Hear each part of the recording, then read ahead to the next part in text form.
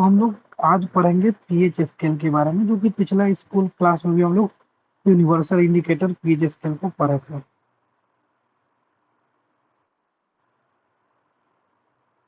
PH scale का मतलब होता है पोटेंशियल ऑफ हाइड्रोजन। पीएच का फुल फॉर्म होता है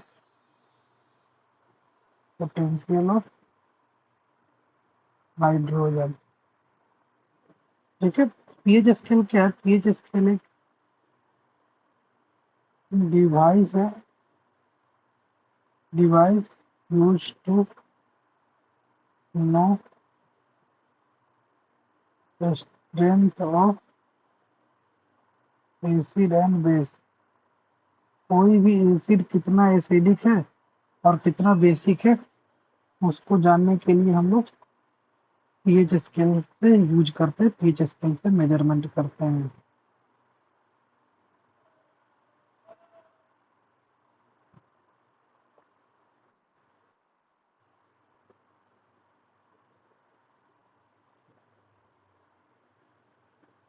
देखिए,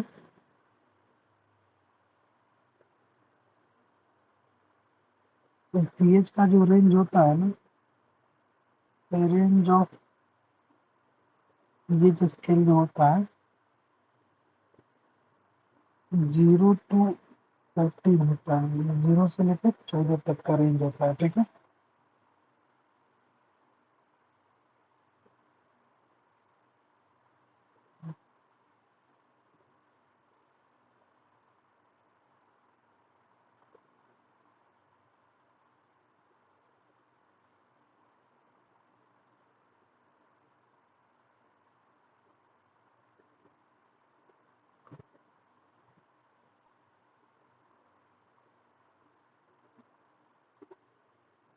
यहाँ पे अगर पीएच 0 है तो बीच में होगा पीएच 7 और सबसे लास्ट में होगा पीएच 14। बीच वाला अगर कोई चीज का पीएच 7 है तो इसका मतलब ये है कि वो न्यूट्रल है।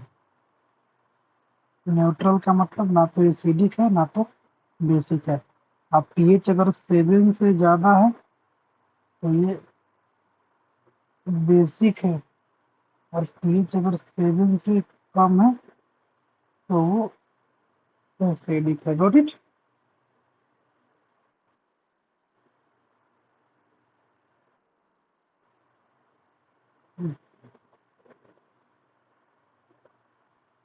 If pH is equal to 7 तब ये होगा न्यूट्रल। ये बता दूं, if pH is less than 7 तो होगा एसिडिक। अगर if pH is greater than 7 तब होगा बेसिक। ठीक है। हाँ,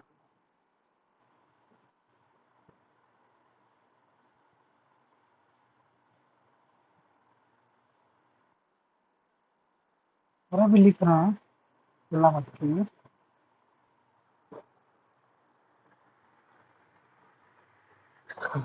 हाँ, क्या बता रहा था? ये साइला ना अभी तक ज्वाइन नहीं की, लगता है वो सुतल है। पर कोई नहीं, रिकॉर्डिंग हो रहा है ना? हाँ, हो रहा है। देखिए, पीएच जो होता है, पीएच स्केल बेस्ड होता है, based on pH scale is based on hydrogen concentration.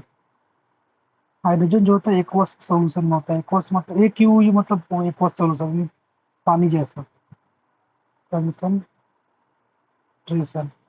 यानी जिसमें हाइड्रोजन ज्यादा होगा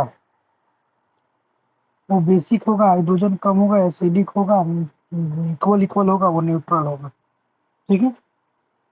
इस तरीके से पीएच डिपेंड करता है। ठीक है। तो हम इसको ऐसे भी लिख सकते हैं कि pH is inversely proportional to hydrogen plus. इसका मतलब क्या हुआ? इसका मतलब ये हुआ ना कि अगर हाइड्रोजन ज्यादा होगा कोई चीज का तो पीएच का वैल्यू कम होगा, यानी पीएच वैल्यू कम होगा तो हाइड्रोजन ज्यादा होगा।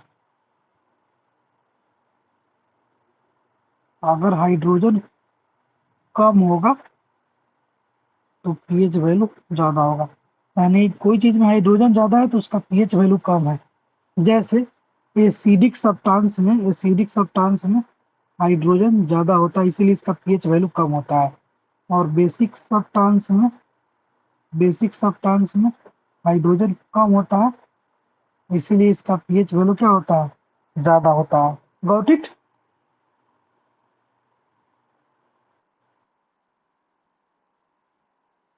समझ में आया? बिल्कुल ले लीजिए।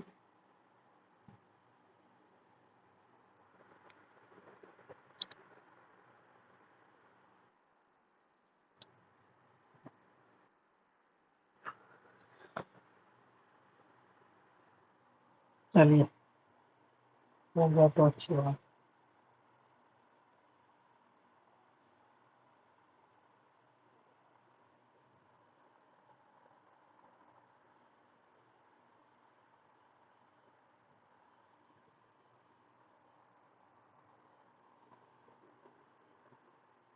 यहाँ तक किसी को कोई दिक्कत? हम्म,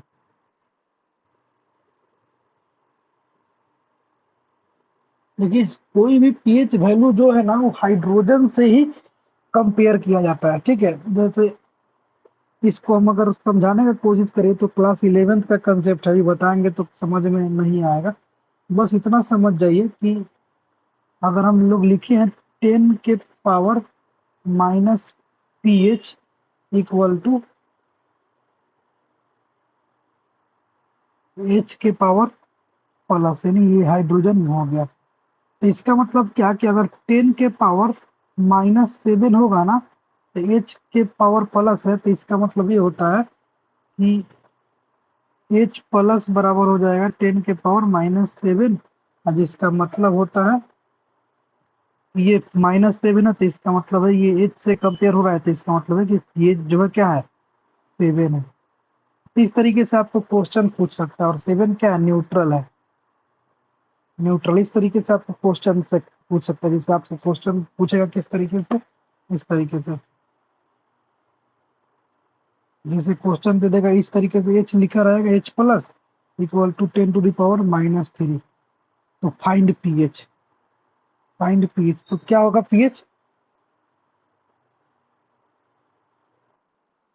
हाँ, pH 3 होगा, ठीक है। कोई दिक्कत? हाँ, अगर वही क्वेश्चन इस तरीके से दे दे 10⁻⁻पीएच, sorry, H plus equal to 10⁻11 दे दे, -11, तो क्या हो जाएगा पीएच? हाँ, 11। तो हमेशा इसको कंपेयर कर लीजिएगा, 10⁻11 ही होगा। अगर इसको फुल डिटेल में बनाना चाहते हो तो डिटेल में बनाने के लिए ऐसे लिख देंगे, एच प्लस 1011 दिया हुआ है क्वेश्चन, तो ऐसे लिख देंगे 10⁻⁻पीएच इक्वल टू 10⁻−11। अब ये माइनस से माइनस कट गया। आपको मैथ में पढ़े हैं ना कि अगर बेस सेम रहता है तो पावर इक्वल हो जाता है, तो पीएच बराबर 11 हो गया। ये 8 क्लास में गणित में पढ़े हैं ना इस तरीके के सवाल, ए के पावर एम इंटू ए के पावर एन, तो एम इक्वल टू एन हो जाता है। पढ़े थे क्लास एक्सपोनेंट में, वही वाला रूल है, बस बात कुछ नहीं है। मैथ में केमिस्ट्री में मैथ घुसेर दिया है और कुछ नहीं, ठीक है। कोई दिक्कत है? उसमें भी है, उसमें भी है, आगे पढ़ाएंगे। जब आपको क्रोमोजोम से रिप्रोडक्शन पढ़ाएंगे ना, तब आपको समझ में आएगा कि उसमें भी पूछता है। जैसे एक, नहीं तो उतना नहीं है, कम है ना, इसको भी लिख लीजिए। यहाँ पे एक नोट भी कर लीजिएगा, रुकिए 1 मिनट।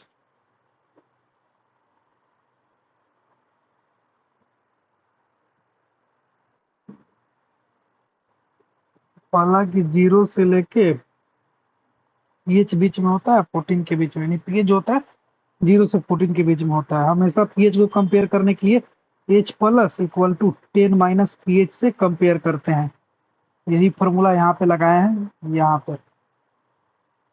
हाँ, प्लस में हम ये तो बता ही दिए कि pH is great inversely proportional to H plus. अगर ये ज्यादा तो ये कम, और ये कम तो ये ज्यादा। अब इसके अंदर ले लीजिए।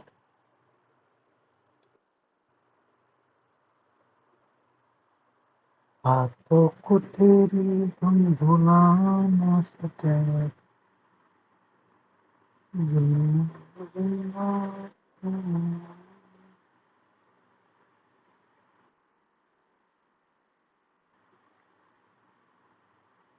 ले लिए।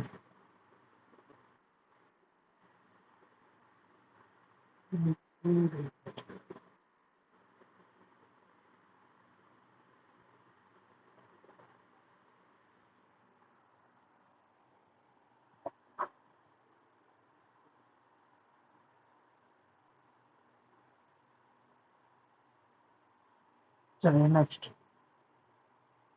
उस चीज का पीएच वैल्यू लिख देते हैं।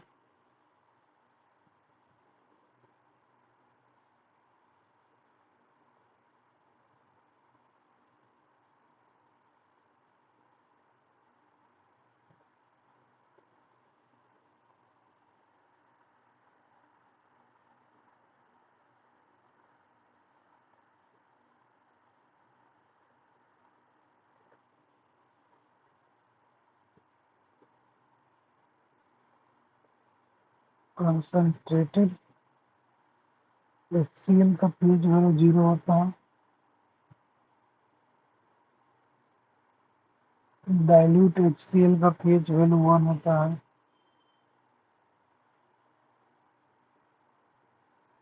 गैस्ट्रिक जूस का पीएच वैल्यू 1.4 होता है।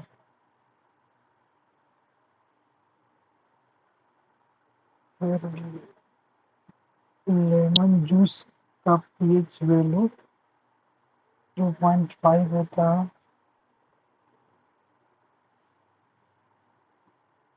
कॉफी का पीएच वैल्यू होता है 5.085।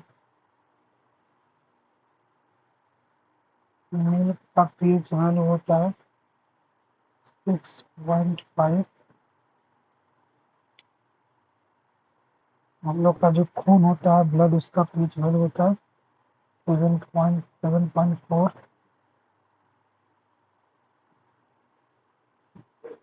जो हम लोग टूथपेस्ट यूज करते हैं उसका पीएच वैल्यू होता है 8।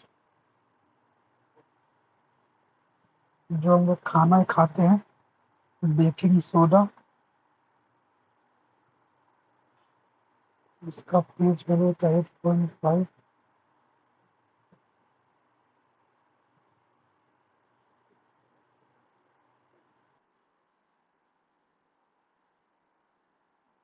नहीं, मिल्क ऑफ मैग्नीशिया। हाँ, पूछेगा कि इस चीज का पीएच वैल्यू इतना है तो बताइए एसिडिक है कि बेसिक है। तो वो तो आपको बता ही दिए कि 7 से कम रहेगा तो एसिडिक, 7 से ज्यादा रहेगा तो बेसिक।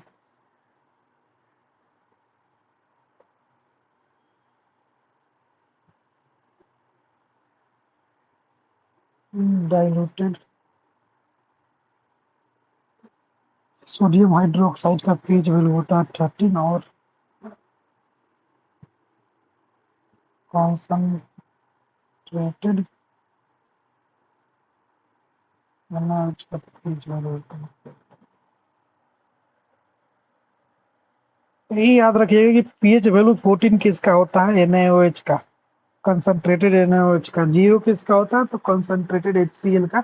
नहीं, लास्ट वाला फर्स्ट वाला याद रखिएगा, बीच वाला एक वाटर का लिख लीजिए। वाटर का पीएच वैल्यू होता है 7।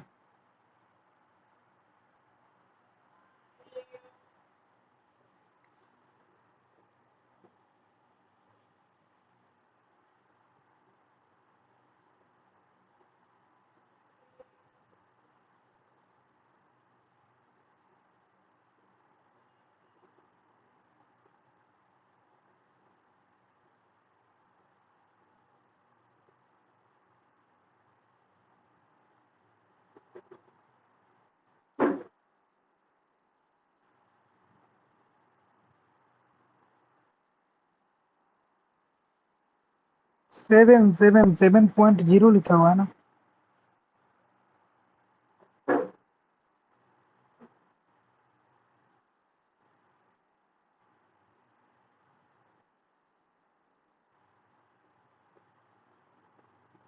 Very good.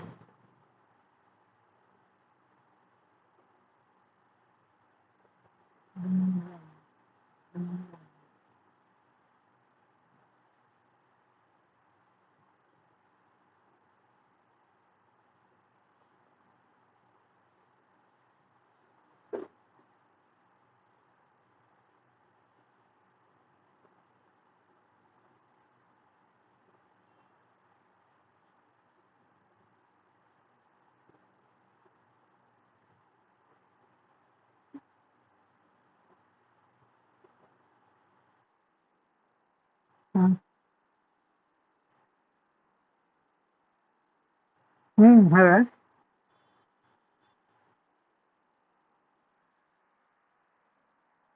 ठीक है, मम्मी से रिलेटेड नहीं बताएंगे।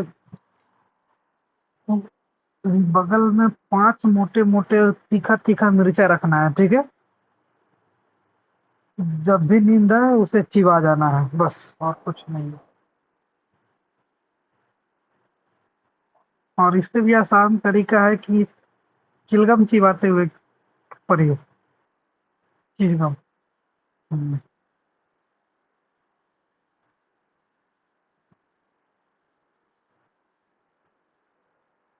चॉकलेट थोड़ी हो, च्युगम।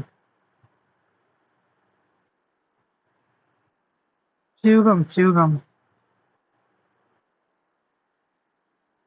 हम्म।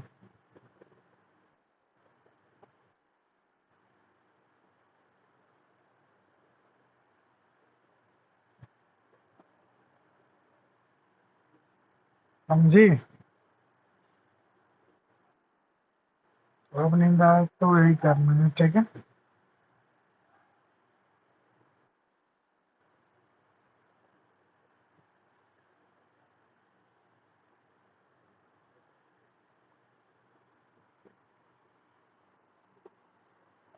नेक्स्ट क्या है? इसका स्क्रीनशॉट ले लिए।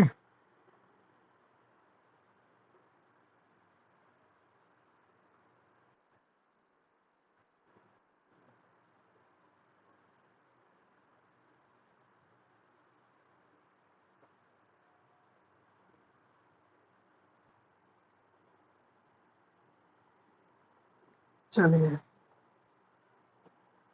देखिए, sometimes question can be asked like that.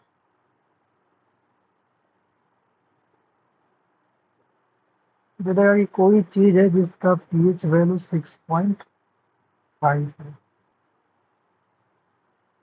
तो पूछेगा कि अगर किसी चीज का पीएच वैल्यू 6.5 है और किसी चीज का पीएच वैल्यू 9.2 है, तो ये दोनों में से ब्लू लिटमस को रेड कौन करेगा?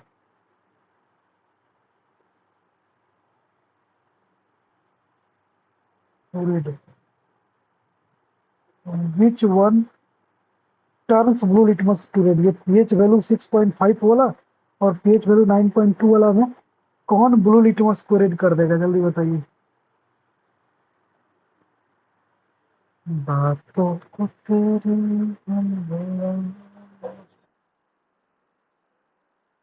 ओके, जल्दी बताइए तो।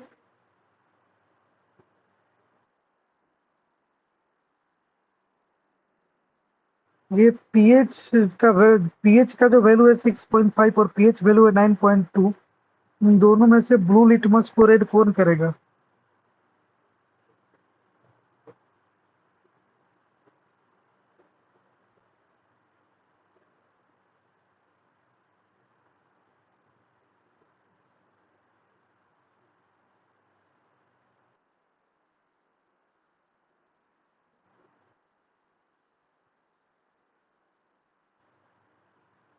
Very good.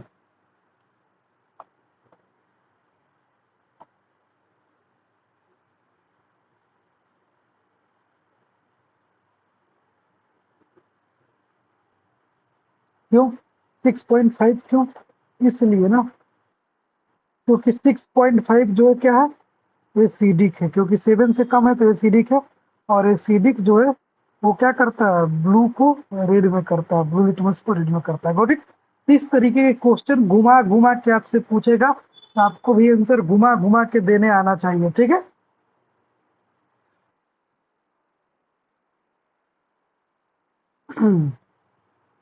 और दिक्कत?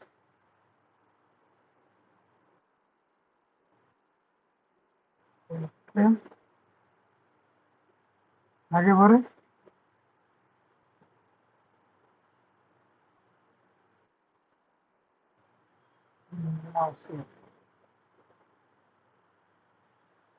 स्क्रीन शॉट ले लीजिए आप।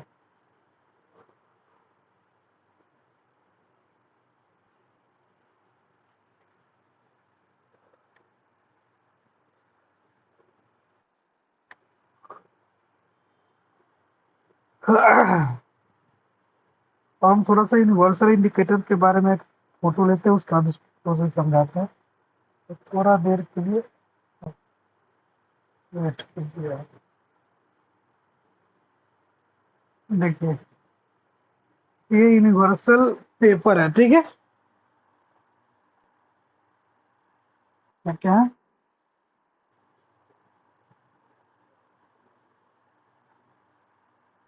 ये आपका यूनिवर्सल पेपर बोलिए या फिर इंडिकेटर बोलिए। अब देखिए, बीच में 7 है तो न्यूट्रल यहाँ पे होता है, यहाँ पे आगे बढ़ता जाएगा तो हाईली बेसिक, आगे इधर जाएगा तो हाईली एसिड।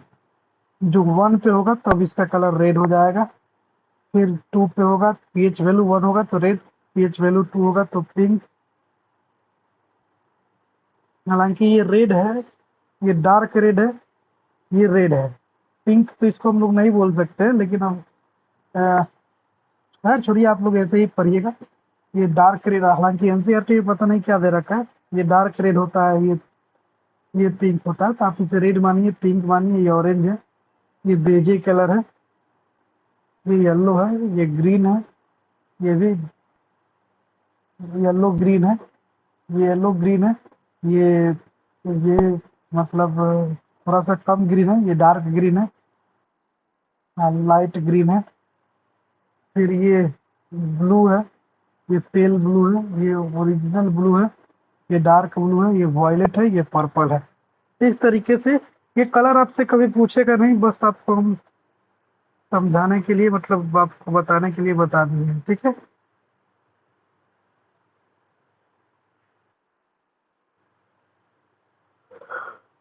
कोई दिक्कत?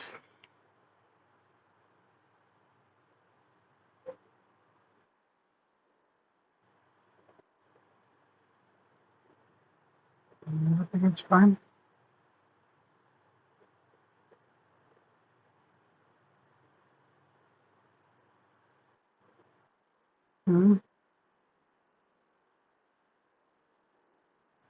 बाकी है भाई, अभी कहाँ पढ़ाए हैं?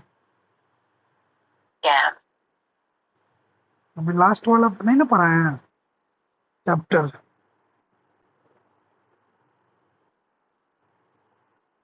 टॉपिक।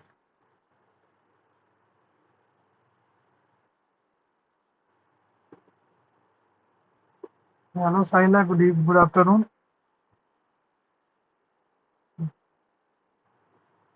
देखिए, एक साइला नाम की लड़की आ गई, उनका स्वागत कीजिए आप लोग। ये अभी सो कर उठ रही है।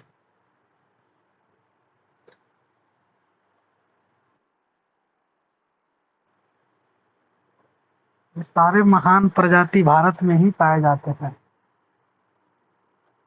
आपको फोन कर रहा था तो आप कहाँ थी?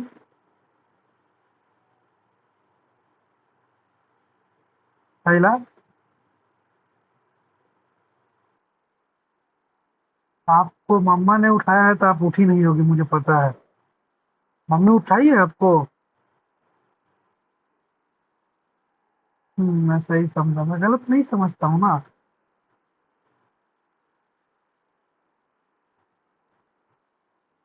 कोई नहीं, अभी ज्यादा कुछ नहीं पढ़ाया हूँ, वो सारी चीजें पढ़ाया हूँ जो पीछे आप पढ़ रखी है। हाँ, अभी यूनिवर्सल इंडिकेटर बता रहे हैं। एक बार हम उस सारी चीजों को रिकैप कर देते हैं, ठीक है। हम्म,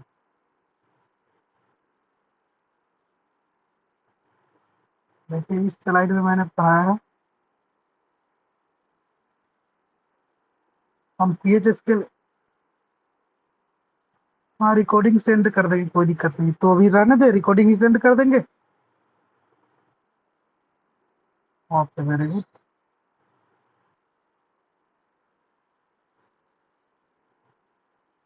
देखिए ये यूनिवर्सल इंडिकेटर हो गया, ये कलर आपको याद रखने की जरूरत नहीं है, बस आपको याद रखना है कि हाईली एसिडिक होता है वो 7 से पहले वाला होता है, 7 के बाद वाला हाईली बेसिक होता है, और बीच वाला न्यूट्रल होता है।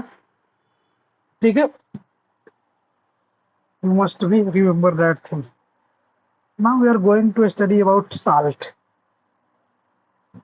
तो हम लोग का एसिड खत्म हो गया, बेस भी खत्म हो गया, लास्ट टॉपिक है साल्ट, जो कि आज और कल के क्लास मिला के ये चैप्टर फिनिश हो जाएगा, फिर आपको क्वेश्चन करना होगा।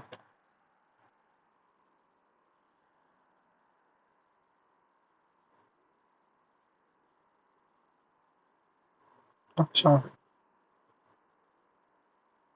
अच्छा।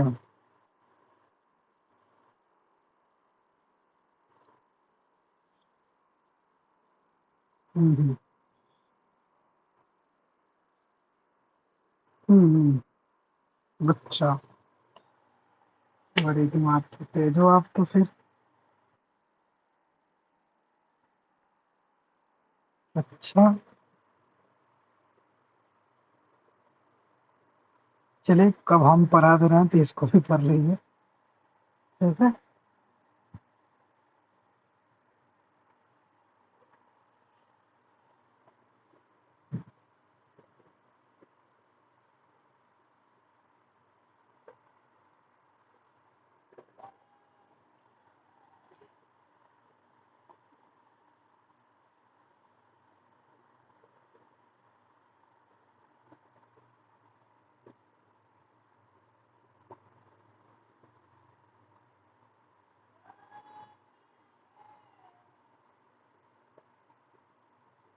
Salt and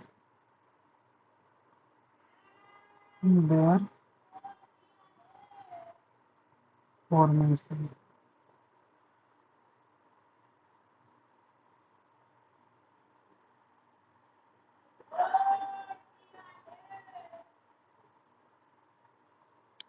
देखिए साल्ट और साल्ट के फॉर्मेशन कैसे होता है, तो साल्ट एक आयोनिक कंपाउंड है जो दो पार्ट से बन के बना होता है, एक पॉजिटिव चार्ज और एक निगेटिव चार्ज से मिलके बना होता है, जिसको कटायन और एनायन भी बोलते हैं।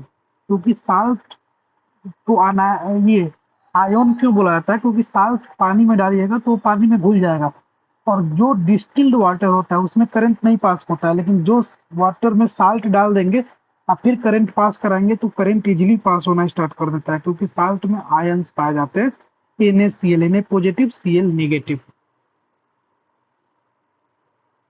तो salt are ionic compounds consisting of two parts,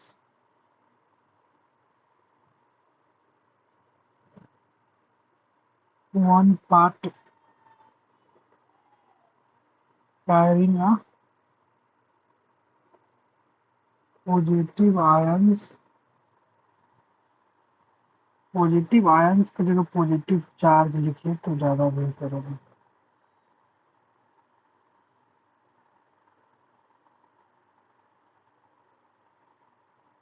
positive charge, ये जो कि पॉजिटिव चार्ज को हम लोग कटायन बोलते हैं, एंड द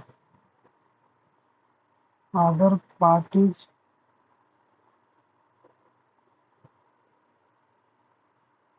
carrying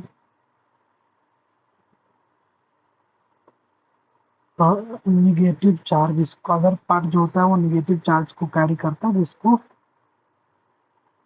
अनायन बोलते हैं।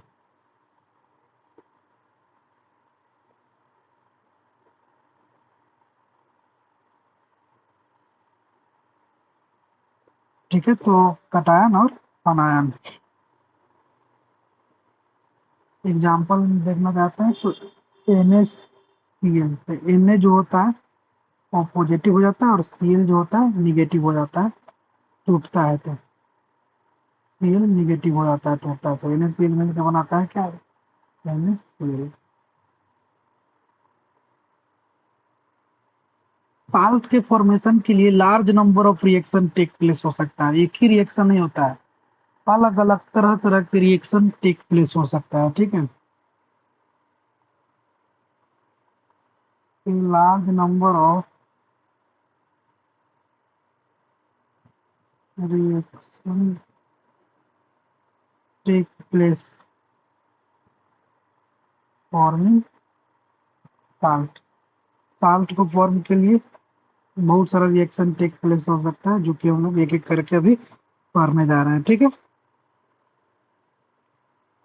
पहला रिएक्शन है neutralization of acid and base, से भी साल्ट का फॉर्मेशन होता है, वो हम पहले भी पढ़ा चुके हैं कि न्यूट्रलाइजेशन रिएक्शन में क्या होता है, एसिड और बेस मिलता है तो साल्ट का फॉर्मेशन हो जाता है, और साल्ट जो है ना तो एसिड है ना तो बेसिक है, वो एक न्यूट्रल सब्सटेंस है। तो बाई न्यूट्रलाइजेशन रिएक्शन से भी साल्ट का फॉर्मेशन होता है, बाई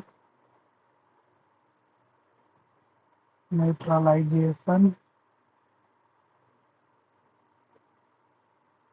तो एसिड एंड बेसिस से भी साल्ट का फॉर्मेशन होता है, जिसमें क्या होता है, जिसमें होता है कि acid react with bases to form salt and water। पहला एग्जाम्पल, जैसे हम एग्जाम्पल दे रहे हैं NaOH प्लस HCl। NaOH क्या है, बेस है, और HCl हाइड्रोक्लोरिक एसिड है, ये दोनों का रिएक्शन हुआ तो क्या बना, NaCl बना, प्लस में H2O वाटर बना। तो NaCl क्या है, साल्ट है, और H2O क्या है, वाटर है। फिर और भी एग्जाम्पल लिख सकते हैं, NH4OH, ये भी एक बेस है, और उसका रिएक्शन हम लोग एक एसिड HCl के साथ कराते हैं तो क्या बनता है, NH4Cl प्लस H2O, ये भी एक साल्ट है। फिर हम लोग अगर MgO का रिएक्शन कराते हैं H2SO4 के साथ, ये बनाता है MgSO4, ये भी एक प्रकार का साल्ट है, और ये भी वाटर को रिलीज करता है। ठीक है,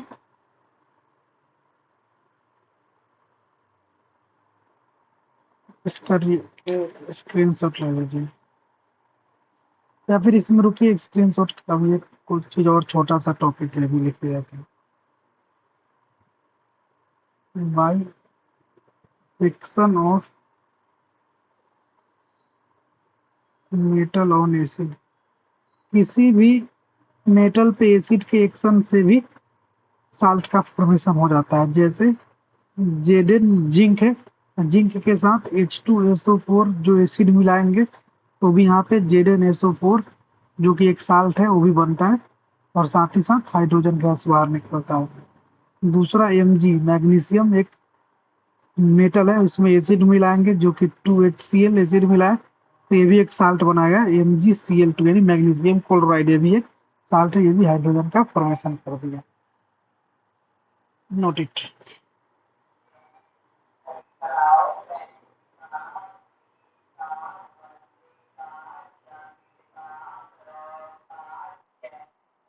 नोट ना कीजिए, मतलब छाप लीजिए, छापना इन द स्क्रीनशॉट।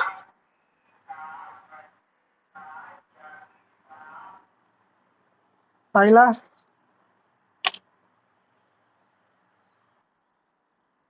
कुछ जा रहा है।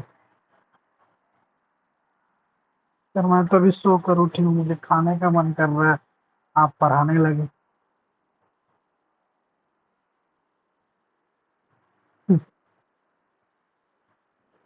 आपको हम क्या बोले थे कि आप अपने सोने का रूटीन ठीक कीजिए, स्कूल खुलने से पहले। लेकिन आप सुन नहीं रही है, अब आपका पिटाई होगा। स्कूल खुलने में 10 दिन ही बाकी है ना।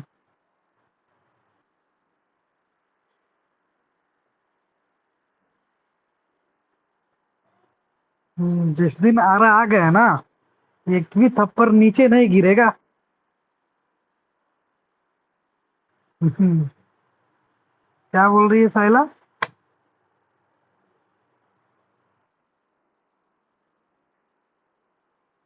अच्छा अच्छा।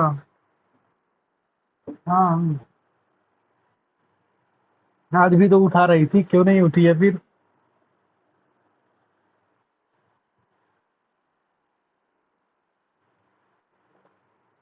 इतना लेट से क्यों सोई है फिर? तो रात में होमवर्क कर रही थी हॉलीडे। ईशानी को तो हॉलीडे होमवर्क ही नहीं मिला है।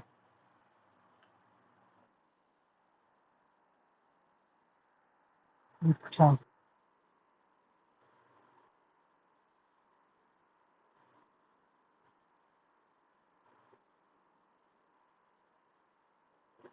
ये स्क्रीनशॉट ले लिए ना?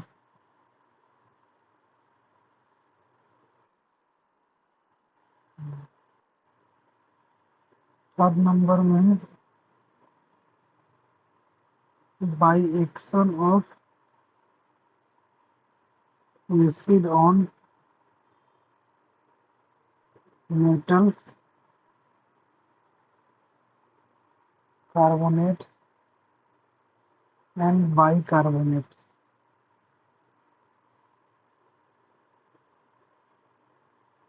जैसे CaCO3 प्लस 2HCl मिलेगा तो क्या बनेगा? CaCl2 plus H2O plus CO2। लगता है ये पहले भी पढ़ा चुके हैं बाइकार्बोनेट वाला। दोबारा से ही पढ़ा रहे हैं। इनमें HCO3 प्लस HCl जो है रिएक्ट करेगा तो बनाएगा NaCl। साल्टी होता है। Plus H2O plus CO2 carbon dioxide होता है, H2O वाटर होता है। फिर चौथा तरीका है नमक बनाने का।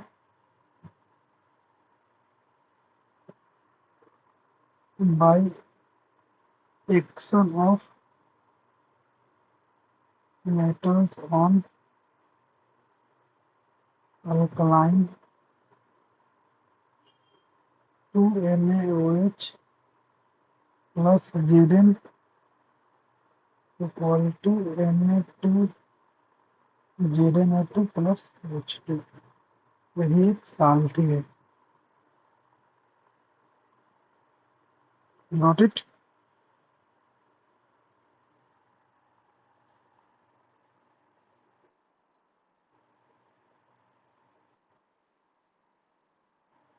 Everything is fine.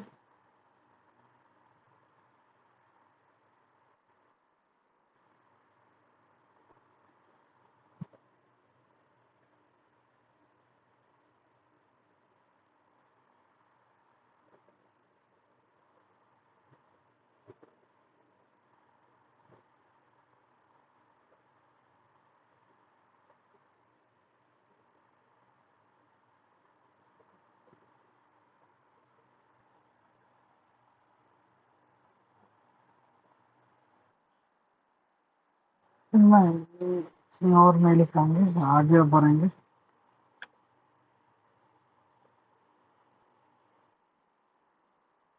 हो गया।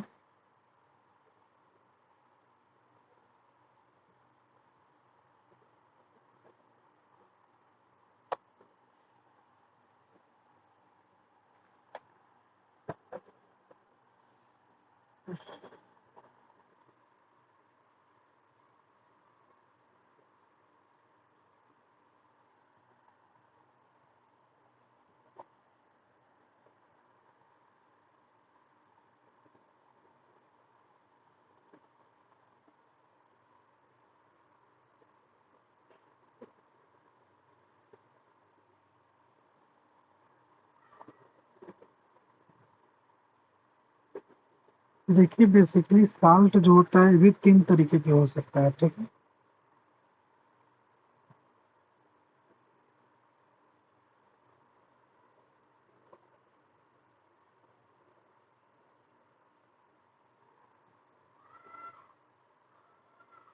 एक हो सकता है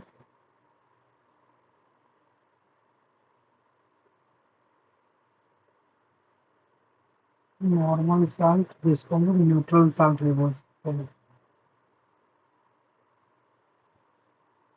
दूसरा हो सकता है एसिडिक साल्ट। तीसरा हो सकता है बेसिक साल्ट। नॉर्मल साल्ट का एग्जांपल जो होगा आपका Na2SO4 या फिर K2SO4। एसिडिक साल्ट का जो होगा वो हो जाएगा NaHCO3 और इसका दूसरा हो सकता है KHCO3। और बेसिक साल्ट का जो होगा MgOH हो जाएगा और CuOH हो जाएगा। ये नॉर्मल साल्ट, बेसिक साल्ट और एसिडिक साल्ट का एग्जाम्पल है। अब हम लोग साल्ट का रिएक्शन पढ़ने जा रहे हैं, स्ट्रॉन्ग एसिड और स्ट्रॉन्ग बेस के साथ साल्ट का किस किस तरह से रिएक्शन होता है, जिसको हम लोग साल्ट हाइड्रोलाइसिस भी बोलते हैं। क्या बोलते हैं? Salt hydrolysis. ठीक है, देखिए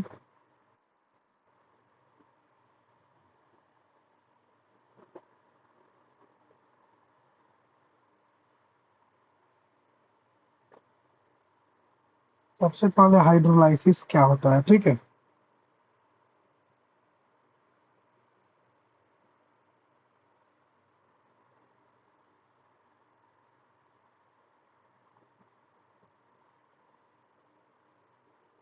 तो when salt reacts with water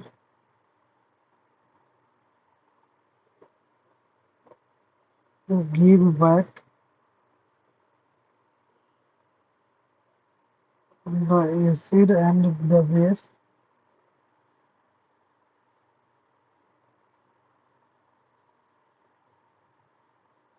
this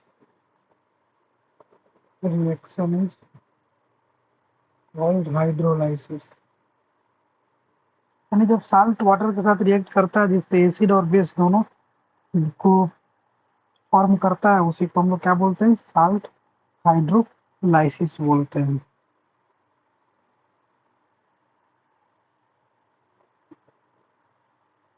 तो देखिए एग्जाम्पल देखते हैं।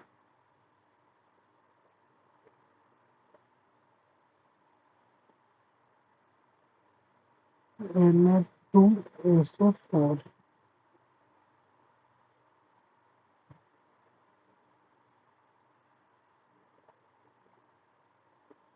या फिर इसको ऐसे लिखिए, ऐसे मत लिखिए, इसका टॉपिक लिख के साथ साथ लिखो तब ज़्यादा बेहतर रहेगा।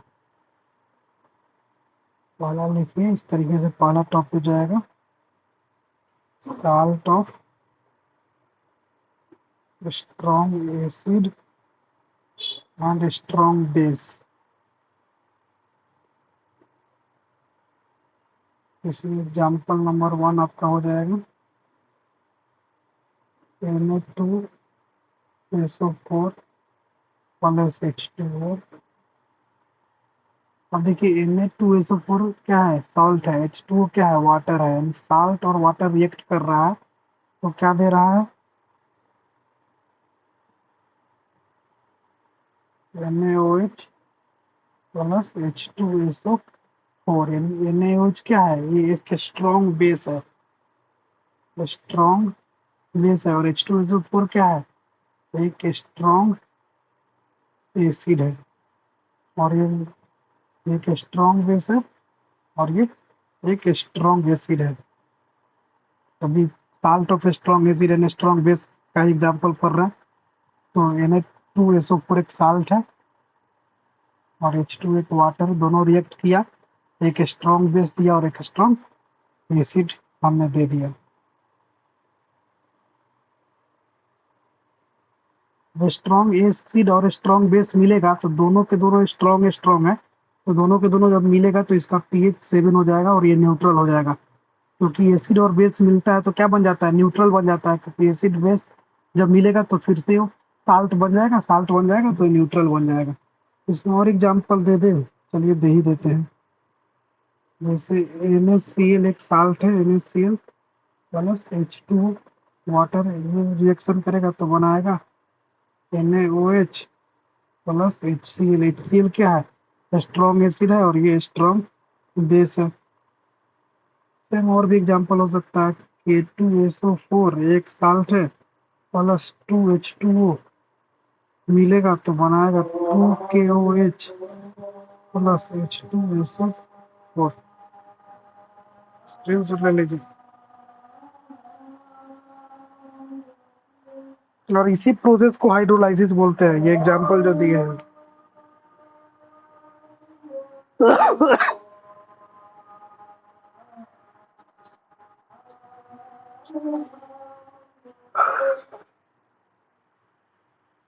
समझ आया क्या?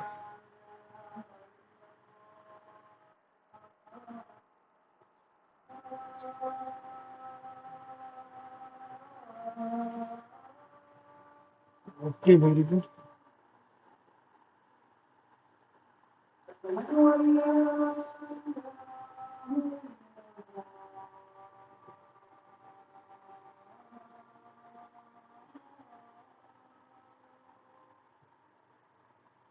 दूसरा होता है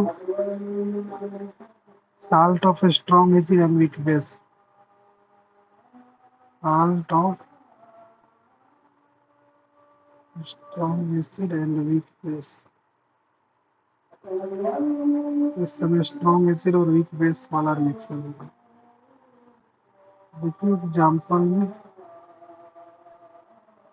NH4Cl प्लस H2 मिलेगा तो बनाएगा आपका NH4OH प्लस HCl।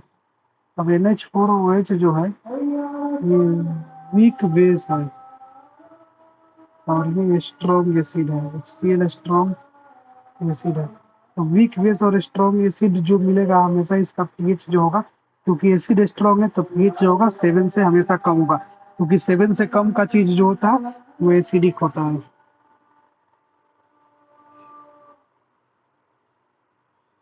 और इसका एग्जांपल देखते हैं AlCl3 प्लस H2O मिलेगा तो क्या बनाएगा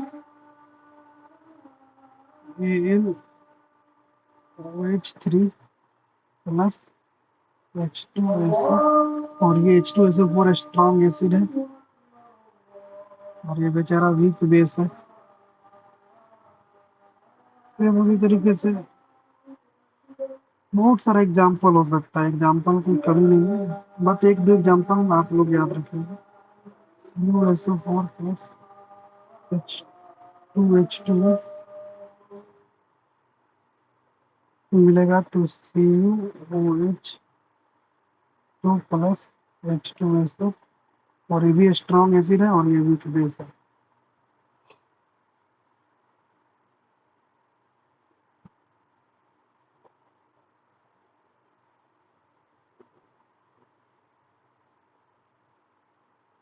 तीसरा एग्जाम्पल हो सकता है salt of weak acid and strong base. Salt of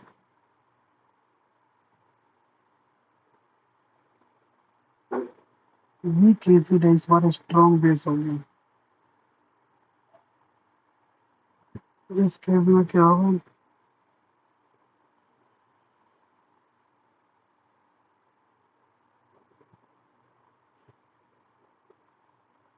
इस केस में एग्जाम्पल आपका हो जाएगा CH3COONA प्लस H2O मिलेगा तो CH3COOH प्लस NaOH बनाएगा।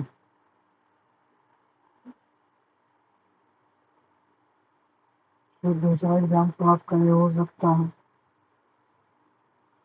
Na2CO3 प्लस H2O मिलेगा तो आपका बनाएगा NaOH जो कि एक स्ट्रॉन्ग बेस है, और H2CO3 जो कि एक वीक एसिड है। Strong base, weak acid. ठीक है।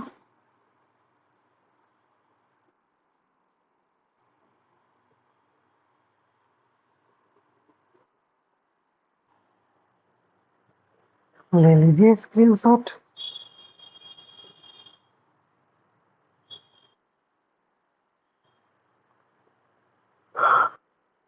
हो गया।